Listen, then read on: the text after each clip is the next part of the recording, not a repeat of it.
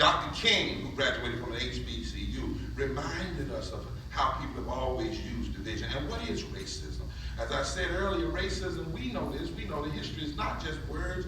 Racism is since 2010, before Trump was anywhere around, 23 states passed racist voter suppression laws, which included racist gerrymandering laws, redistricting laws that made it harder to register, reduced early voting, and this is something that every chancellor, I believe, ought to be marching with your children about when they move precincts off those HBCU campuses.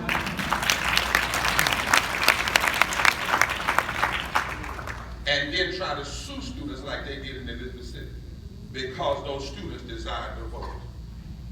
What is racism? Racism is for instance, you know, Strom Thurmond filibustered the Civil Rights Act of 1957 for 24 hours. Well, Mitch McConnell has filibustered fixing the Voting Rights Act for 2,250 days. If Strom Thurmond was a racist for doing it for 24 hours, I'm just saying, racism is 25 states have passed laws that preempt cities that have large black voting blocks from passing living wages. Racism is 6.1 million people being disenfranchised through felony conviction, and that means 1 in 13 black adults. Racism is demonizing people as illegal aliens because they come from South America. Number one, that was discombobulated because of our bad military policies in Guatemala and Honduras, but also when we don't acknowledge that Texas, New Mexico, and California were taken from the Mexican people in an intentional war that Abraham Lincoln and Henry David Thoreau called out as racist in the 80s. You know why we stole their land? Ask the folk at the black colleges down in Texas. They know that history because the Texans wanted to keep their slaves and Mexico was anti-racism. Is demonizing undocumented immigrants that contribute $5 trillion to the U.S. economy over the last 10 years and paid $13 billion in the Social Security. You want your Social Security to work, you better learn how to say gracias, mucho gracias. You better learn. Because if they pull $13 million out of the Social Security fund, help us, Jesus. Racism is resegregation of public schools. Racism is refusing to fund HBCUs equitably. It has the root of the perversion of the Second Amendment. Because the Second Amendment of the Constitution was put in the Constitution because the Southerners said, we want to weigh their own guns in case these start raising up. And now a law that was put in the Constitution to raise up militias to stop us is now killing all of our children, black and white and brown. Racism is the president this week suggesting overturning the 14th Amendment. The 14th Amendment saved the country. I got any lawyers in here? And raise your hand, any lawyers in here? That's 1, 2, that's all. 3, 4. Y'all ain't scared, are you? Stand up, lawyers. Stand up, lawyers. Stand up, lawyers. Because, see, I don't want to talk about. Stand up for a second. Now, am I right? I mean, what's the point if you're not protecting people under the law? You want your clients to have what? Equal protection. Thank you, Howard. Thank you. Racism is not just the word of the president, but the policy initiative and the congressional enablers, the folk who never say the racist word, but every day they push racist policy. And 400 years after slavery, we cannot address the crisis in America without addressing that, but we also can't address the crisis in America without addressing poverty.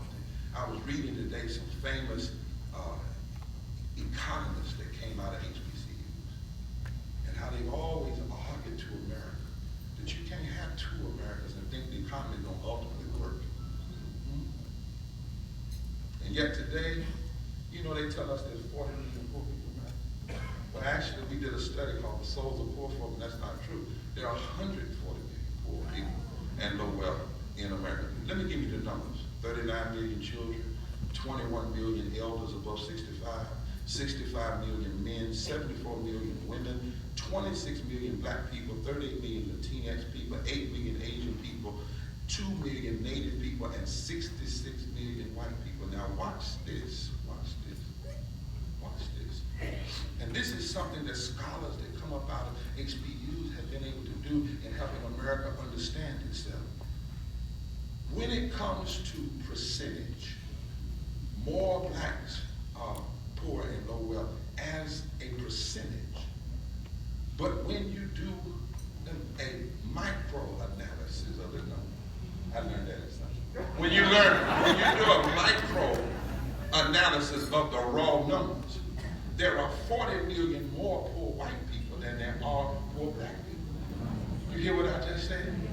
So we got to be careful when folks say they racialize poverty as though it's just a black issue. It is when you talk about the impact of the total community. But when you talk about raw, hard numbers, it's an American problem that we better address. 250,000 people. You know, we go in the street when one black person is killed because of a racist cop, and we should. We turn over, we get upset when 22 people. I was just in El Paso at the grave. We should be there. But did you know that 684 people die every day from poverty? 250,000 people a year from poverty and low wealth, more than die from cancer, heart attacks, and strokes. They work every day and live in cars. They work every day and have to get subsistence. And did you know that 53% of all black workers work for less than a living wage? That's why I'm pretty hard on pastors. I say it's a shame in this place for you to ask people to give tithes and you won't fight for them to have a living wage.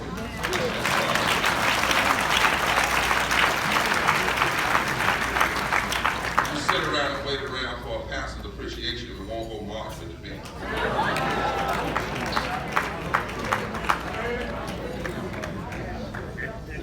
And think about this now, think about this. This one really got me. This one really got me. It took us 400 years to get from 0 to 725.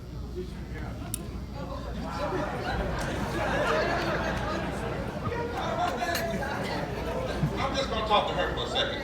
Miss Pop, think about this. They tell us to wait, say we don't need a raise in the minimum wage. And it took us 400 years to get to 725. So they want to make us wait 400 more to get to 1550. Hell, full employment ain't never been the issue. Slavery was full employment. Slavery was even low wages because some slaves could make a little money. So when somebody said, well, we got all these jobs, you got a bunch of low wage jobs while we're paying, we bail out corporations. We give corporations corporate socialism and give poor folk rugged individualism. And the truth be told, we got to help folk understand when you poor and can't pay your light bill, and you working poor and can't pay your light bill, and your light go off, it don't matter if you white, black, brown, and yellow. We all black in the dark. You start out in the middle class.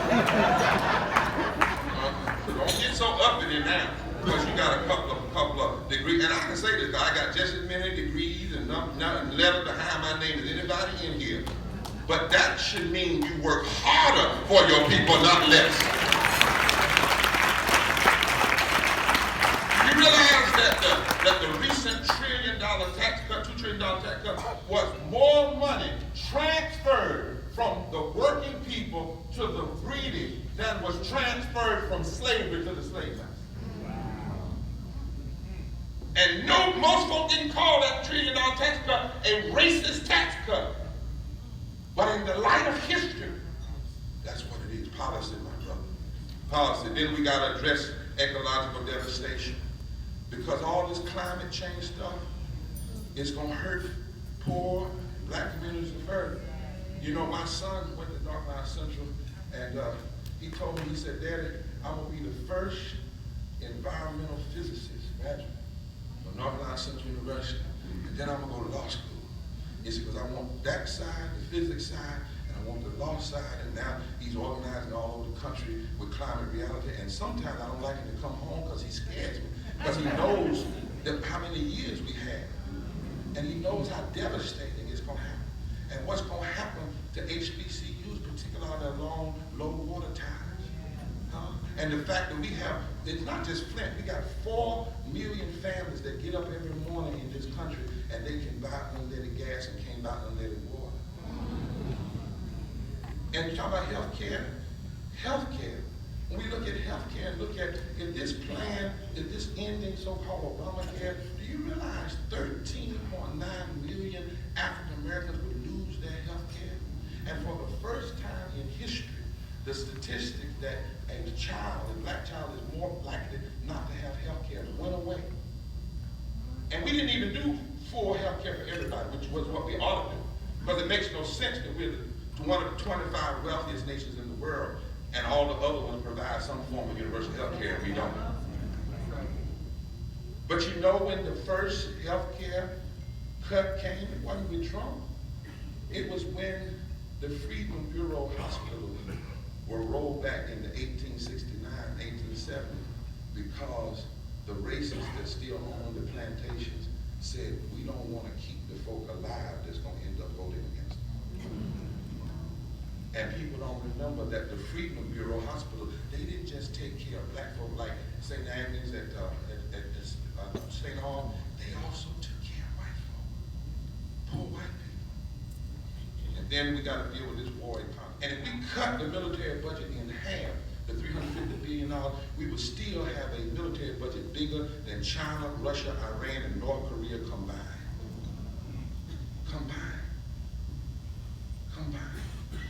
And this war commitment to war, and since Vietnam, since World War II, we've primarily been attacking brown countries.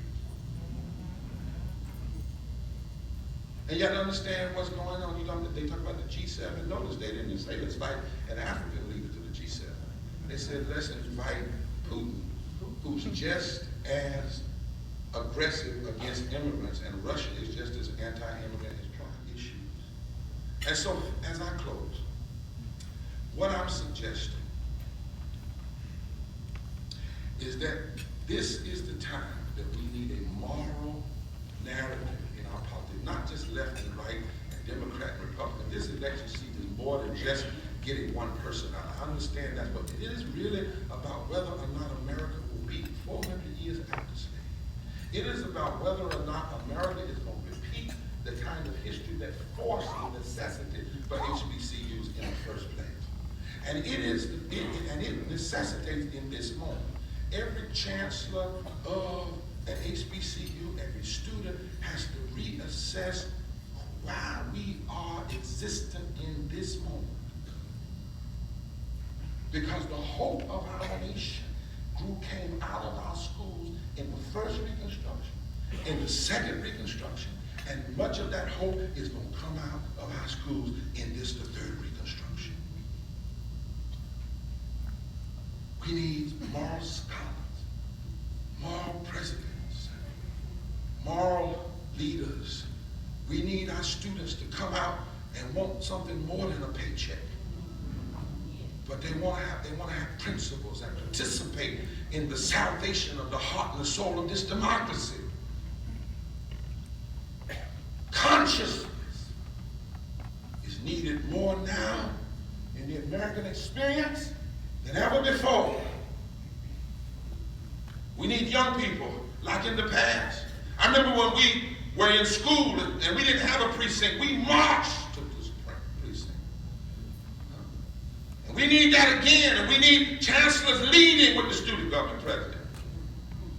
They don't need to be scared of the folk that say they ain't going to fund you. If they say it, now they're going to say it anyway. You might as well build up a movement to get them out of office. That's what you might do. And in many places, the students on our campus represent the possibility of transformation of the politics in that area. Could you imagine if all of the HBCUs in North Carolina were to turn out? Huh? Could you imagine if we start down? And could you imagine that part of the reason we turn out is because we mad at how some folk treated three black Patricia who was put up, what they didn't allow her to go to the federal bench. Then this Sister Lynch. We have folk running that dissed black women. And we have a chance to tell them about themselves at the ballot box. Huh? There ought to be a project at every HBCU Because the only reason you have what you have is because people died for the right to vote. When I was president of student government, we heard that Jesse Helms was going to Livingstone College. So we got together from Central and St. Aug and Shaw, and we went up to Livingstone. Stood in the way. I was about 18, 19 years old. When young people needed to be in front line against Jim Crow, it was at Shaw, SNCC. Yes, the sit-ins were at A&T, and those 4 men shut down. But don't ever forget, in 1937, 23 years before the sit-in, those girls at Bennett, those sisters at Bennett, those women at Bennett, they went down to the green. I'm talking about before the Civil Rights Movement. I'm talking about before Brown versus Board of Education. I'm talking about before the end of the World War II. I'm talking about before the end of the Depression. They went down. They stood against the state laws. They said, you're not going to have these segregated. And Frances Jones, the daughter of the college president, led the protest. Listen, Chancellor. And she was in her first year a freshman. Y'all will tell me what I'm saying. And this protest during the Great Depression, and then the FBI called her daddy. Called him! And said that they were investigating. Said they were concerned about communists influencing the students on the campus and leftist activity. And all he had to do was stop the protest. The record says, President Jones said, ain't no way. And every president ought to take up that kind of courage right now in the midst of difficulty. And that's why we're going on 22 state tours with the Poor People's Campaign. I hope in these colleges, everybody here, you hear about them, you'll show up. We're going to do more mobilizing, organizing, registering, educating people to vote. That's why on June 20th, 2020, we're having a mass Poor People's Assembly Moral March on Washington, where we're going to bring thousands of people together, poor and impacted people, not just to tell their stories, but to lay out a moral budget, to lay out a way out of this mess and to challenge what's going on. That's why we're mobilizing all across the South. A third of the people in this country that are poor live in the South. A third of all the white people in this country that are poor live in the South. We got to have a movement at the South. And HBCUs in this moment, you must do the one thing you've always been good at, and that is organizing the rejected. The Bible says that there comes a time when the stones that have been rejected have to become the chief cornerstone. God bless you, Jesus. And you know the same people that are rejecting the cries of the people against racism are the same people rejecting the cries of the LGBTQ community. They're the same people rejecting the cries of those who need health care and college education and public education. They're the same ones rejecting the cries of women and rejecting the cries of the homeless and rejecting the cries of the living, those that want living wage. They're rejecting the cries of those suffering from ecological devastation. And if the same people are rejecting all of us, if they are cynical enough to be together, we ought to be smart enough to come together. Is there anybody in here that's known rejection? There was a time your college was rejected. How many of you all lead colleges and they said down through the years what you couldn't do and who you couldn't graduate? There are people in this room that have known rejection because of your sexuality, rejection because of who you love, rejection because of how you were born, rejection because somebody needed somebody to hate to try to feel good about themselves. Some of you all went to HBCUs and they said your degree wasn't as good as somebody, but look at you now. Some of you been rejected because of race. You've been rejected because of faith, rejected because of income, rejected because of your lack of faith, rejected because somebody felt they had a false mandate to demean your humanity. But I need you to know tonight in the Sheraton Imperial that there comes a time when the stones that the builders reject have to become the chief cornerstone. And when black hands join Latino hands and progressive white hands and faith faith hands and Asian hands and native hands and poor hands and wealthy hands with a conscience and gay hands and straight hands and trans hands and Christian hands and Jewish hands and Hindu hands and beautiful hands. When all those hands get together, the rejected can become the stones that begin to lead us toward a brand new America. America that will guarantee equal protection under the law for everybody. How do I know it's true? Well, there was a black college, a historically black college. 1854 it was founded by Reverend John Miller Dickey, a Presbyterian minister, and his wife Sarah Evans and Christen, a Quaker, founded at her Ashman Institute. Later, it was named Lincoln University in Hensonville. They named it after Judai Ashman, a religious leader and social reformer. They founded the school for the education of African Americans who had few opportunities. Lincoln University has a whole lot of notable alumni. Thurgood Marshall went to Lincoln. Camp Calloway went to Lincoln. Christian Fleetwood went to Lincoln. Frederick D. Alexander, the first president of Nigeria, went to Lincoln. The first president of Ghana, Kwame Nkrumah, he went to Lincoln. Songwriter Jill Scott Heron went to Lincoln. You hear what I'm saying? Roscoe Lee Brown went to Lincoln. Dr. Robert Walter Johnson, tennis coach of Althea Gibson and Arthur Ashe, went to Lincoln. Melvin B. Tosa, teacher and wife coach of the Wiley College Marshall, Texas debate team, portrayed in the film The Great Debater, went to Lincoln. But there's one more that went to a historically black college. And in 1935, he wrote something that ought to guide us today. His name is Langston Hughes. And in 1935, in the middle of the labor riots, in the middle of the Depression, Langston Hughes says, if you want to fix America, you got to say America has never been America to me, but I swear this oath that America will be. And then Langston said, who's going to fix it? The millions who have nothing for our pay, for all the dreams we dreamed and all the songs we've sung and all the hopes we've held and all the flags we've hung. The millions who have nothing for our pay except the dream that's almost dead today. Oh, let America be America again, the land that never has been yet and yet must be, the land where every man is free, the land that's mine, the poor man's, the Indians, the Negroes, me, who made America, whose sweat and blood, whose faith and pain, whose hand at the foundry, who's plowing the rain. We must bring back our mighty dream again. Surely you can call me any ugly name you choose, but the steel of freedom does not stain from those who live like leeches on the people's line. We must take back our land again. America has never been America to me, but I swear this oath that America will be. And that's what your role is as HBCU, to swear this oath that America will be.